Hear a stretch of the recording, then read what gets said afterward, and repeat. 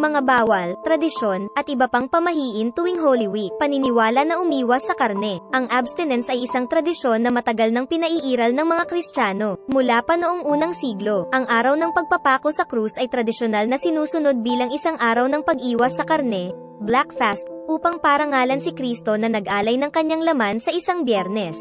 Ayon sa Revised Code of Canon Law noong 1983, ang hindi pagkain ng karne ay ipinatutupad tuwing Ash Wednesday, Good Friday, at mga Biyernes ng Kwaresma. Ito ay dahil sa pag-aalay ni Jesus ng kanyang sarili para sa atin sa Good Friday, at ito ay pinagpapalaunan natin ng paggalang. Ang karne ay tumutukoy sa lahat ng uri ng karne mula sa mga mamal at manok, pati na rin ang mga pagkain na niluto gamit ang karne ng baka, baboy, manok, at turkey. Hindi kasama dito ang mga produktong galing sa mga hayop na ito tulad ng gatas, keso, mantikilya, at itlog. Gayun din, hindi kasama dito ang mga isda.